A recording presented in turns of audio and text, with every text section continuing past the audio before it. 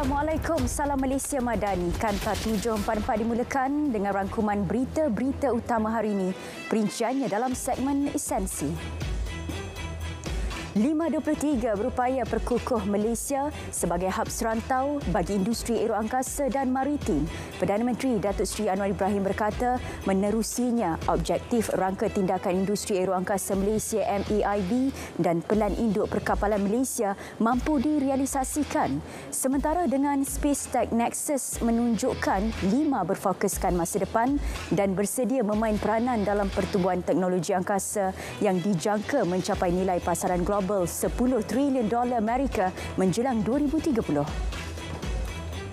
Penganjuran 523 membuka ruang dan peluang institusi pengajian tinggi IPT teroka bidang baru TVET.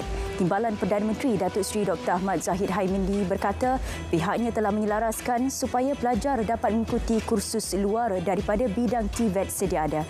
Penganjuran dengan kos RM6.8 bilion amat berbaloi sekiranya pelajar IPT dapat masuk ke bidang baru dan memenuhi kebolehpasaran tenaga kerja negara. Jenazah Pengarah Angkatan Pertahanan Awam Malaysia APM Kedah Lieutenant Colonel Awang Askandar Ampuan Yaakob dijangka tiba di tanah air Jumaat ini. Jenazah berada di Kem 2 pada 9.30 pagi tadi waktu tempatan dan akan dibawa turun ke Everest Base Camp menggunakan helikopter. Jenazah akan dikebumikan di kampungnya di Papar Sabah pada hari sama iaitu jangkaannya pada Jumaat atau selewat-lewatnya Sabtu.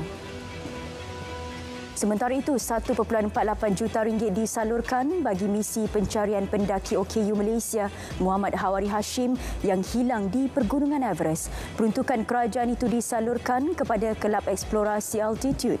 Ketua Setiausaha Kementerian Belia dan Sukan berkata usaha pencarian semakin suntuk berikutan kerajaan Nepal akan menutup semua aktiviti di Pergunungan Everest pada 29 Mei atas faktor keselamatan. Tikam kelar perut dan bakar. Wanita hamil 4 bulan dibunuh kejam teman lelakinya. Ketua Polis Daerah Sabah Bernam berkata suspek berang apabila mangsa ingin membongkar rahsia kehamilannya. Pergelutan berlaku dan suspek bertindak memukul dan menikam mangsa sehingga mati sebelum membakar mayat wanita malang itu. Suspek berusia 20 tahun ditahan di rumah keluarganya tengah hari semalam selepas polis menerima laporan orang awam. Suspek direman dan kes disiasat mengikut Seksyen 302 Kanun Kesiksaan Akta 574. Sementara itu, mayat seorang wanita warga Mas ditemukan dengan kesan tikaman pada telinga, leher dan pipi di bilik tidur rumahnya di sebuah kampung di Simpang 5. Menurut Ketua Polis Perak, pelaku dipercayai memecah masuk rumah mangsa berdasarkan kesan umpil pada bahagian tingkap dan 3 keping cermin telah ditanggalkan. Kes disiasat di bawah Seksyen 302 Kanun Kesiksaan. Motif sebenar kejadian masih dalam siasatan dan suspek sedang diburu. 264 kes pembalakan haram direkodkan di Sarawak antara 2020 dan 2022.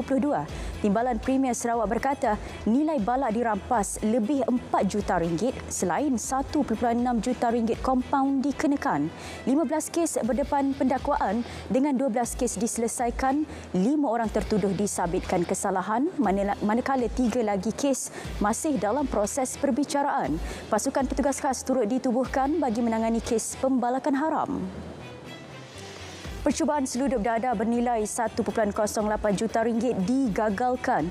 4 lelaki warga Indonesia ditahan bersama 30 kilogram dadah jenis syabu dalam serbuan polis di sebuah jeti nelayan di Sekincan, Selangor Jumaat lalu. Ketua Polis Daerah Sabah Bernam berkata dadah cuba diseludup ke Indonesia. Kesemua suspek direman dan kes disiasat mengikut Seksyen 39B Akta Dadah Berbahaya 1952 dan Seksyen 61(C) Akta Immigration 1959 Palang 63. 25 kilogram ganja dirampas polis Kedah hasil 3 serbuan sekitar Alustar dan Sungai Petani dalam tempoh 2 hari. Dalam serbuan itu, 4 lelaki ditahan. Rampasan dianggarkan bernilai RM77,630 dan nilai sitaan RM4,109. Kesemua suspek direman selama 7 hari bermula semalam. 5 ke-16 memasuki hari kedua penganjuran. Untuk berkongsi perjalanan pameran duit tahunan itu hari ini, langsung bersama wartawan Azamuddin Hussein di lokasi. Azam? Ya, baik. Terima kasih Faiz Syairah di Angkasa Puri Kota Media. Memasuki hari kedua penganjuran 5.23, jadual padat untuk petugas media termasuk RTM sendiri. Dan kalau dapat saya kongsikan sedikit perjalanan di Langkawi hari ini, di Pusat Pameran Antarabangsa Mahsuri MIEC di sini hari ini, masih lagi berlangsungnya pameran yang dibuka khusus untuk sektor perdagangan sehingga esok. Dan begitu juga persembahan udara di landasan terbang atau tarmac selama 2 jam. Dan hari ini juga yang di Pertuan Agong Al-Sultan Abdullah Riayatuddin Al-Mustafa Billah Shah dan juga Putera Mahkota Abu Dhabi Sheikh Khalid Muhammad Zaid Al Nahyan berkenaan berangkat melawat 5.23. Baginda meninjau pameran di sini dan Perdana Menteri juga bersama isteri Datuk Seri Dr. Wan Azizah Wan Ismail mengunjungi pameran 5 hari ini. Dan selepas itu Datuk Seri Anwar menerima kunjungan hormat daripada Menteri Pertahanan Korea Selatan Lee Jong-sup di salah sebuah hotel di Langkawi. Dan sejurus selepas itu juga Perdana Menteri menerima kunjungan ringkas daripada Menteri Pengangkutan daripada Somalia Fardowsa Osman Igal, dan turut mengunjungi pameran 5 hari ini Timbalan Perdana Menteri Datuk Seri Dr. Ahmad Zahid Hamidi dan juga Menteri Komunikasi dan Digital Fahmi Fazil. Dan apapun bagi orang ramai yang ingin mengunjungi pameran 5 boleh buat demikian dengan hadir pada hari Jumaat dan Sabtu. 2 hari itu saja yang dibenarkan dibuka untuk orang awam. Gunakan masa ini untuk datang pada Jumaat dan Sabtu ini. Dan jangan lupa saksikan juga pertunjukan udara setiap hari. Tetapi berlainan masa setiap hari, anda boleh tonton setiap hari pertunjukan udara yang dipersembahkan oleh 5 negara dan juga Malaysia sendiri. Saya kira itu sahaja perkongsian langsung dari MIEC Langkawi. Kita kembali bersama Faiz Syairah, Kanta 744. Silakan. Azam, terima kasih. Dasar baharu pampasan bagi pekebun yang tanamannya dirosakkan haiwan liar dirangka. Menteri Sumber Asli, Alam Sekitar dan Perubahan Iklim berkata perbincangan dibuat dengan pihak berkaitan termasuk Kementerian Pertanian dan Keterjaminan Makanan.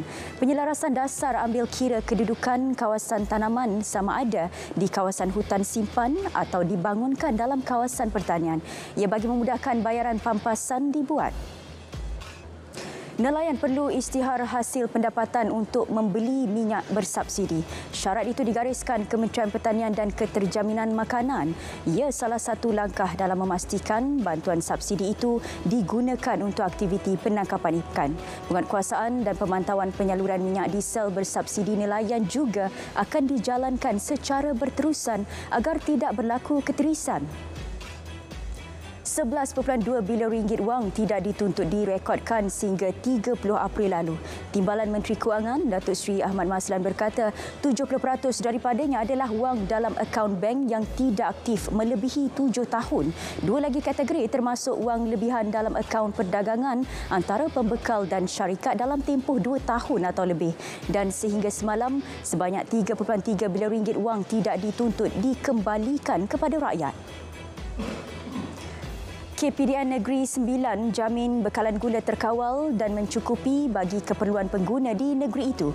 Bekalan gula daripada 2 syarikat pengeluar utama mencapai 735 tan metrik sebulan. Ia melebihi anggaran diperlukan kira-kira 600 tan metrik untuk penggunaan 1.2 juta rakyat penduduk Negeri Sembilan. KPDN juga telah melakukan 31,054 pemeriksaan sejak awal tahun dan tiada aduan rasmi kekurangan bekalan gula diterima setakat ini. Institusi tradisional seperti sekolah pondok disaran menjalinkan kerjasama dengan pihak universiti sekaligus memberi manfaat besar kepada masyarakat. Menteri Besar Selangor Datuk Seri Amiruddin Syari berkata ia boleh dimulakan dengan penganjuran dialog bersifat ta'aruf agar kedua-dua pihak dapat mengenali antara satu sama lain dengan lebih lanjut. Bekas kaki tangan pejabat tanah daerah Batu Pahat yang menghadapi 14 pertuduhan di penjara 14 tahun serta 14 sebatan yang melibatkan penipuan jual beli tanah tidak wujud sehingga mengakibatkan kerugian RM600,000. Semua kesalahan dilakukan antara Mac 2017 hingga Januari tahun lalu. Seorang penagih dadah maut ditembak selepas membuat ugutan untuk menetak dan mencederakan ibunya di hutan melintang. Ketika kejadian, suspek di bawah pengaruh dadah serta mempunyai 2 rekod lampau. Pihak polis sebelum itu telah memujuk suspek untuk memberikan kerjasama, namun suspek bertindak agresif. Atas faktor keselamatan, polis terpaksa melepaskan tembakan dan mengenai suspek. 5 suspek dipercayai terlibat 12 kes khianat menyimbah cat di premis menjual kenderaan baru dan terpakai ditahan. Ketua Polis Pulau Pinang berkata tangkapan dibuat awal pagi tadi di 4 lokasi sekitar Georgetown. Kesemua suspek berusia antara 26 hingga 63 tahun dengan suspek utama didapati mempunyai 1 rekod jenayah lampau. Kes disiasat mengikut Seksyen 427 Kanun Keseksaan dan Seksyen 385 Kanun Keseksaan. Sebanyak 590,249 ekor anak penyu dilepaskan ke laut pada program Cakna Penyu semalam. Anak-anak penyu dilepaskan di Pantai Teluk Makni di Geliga, Kemaman, Terengganu. Program pemeliharaan dan pemeliharaan penyu dilaksanakan dengan kerjasama Jabatan Perikanan Negeri Terengganu berjaya meningkatkan populasi reptilia tersebut.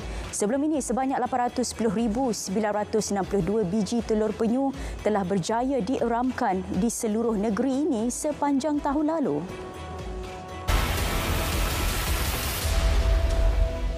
KWSP berjaya peroleh keuntungan RM46 juta hasil jualan 6 aset runcitnya di Lembah Kelang dan Johor.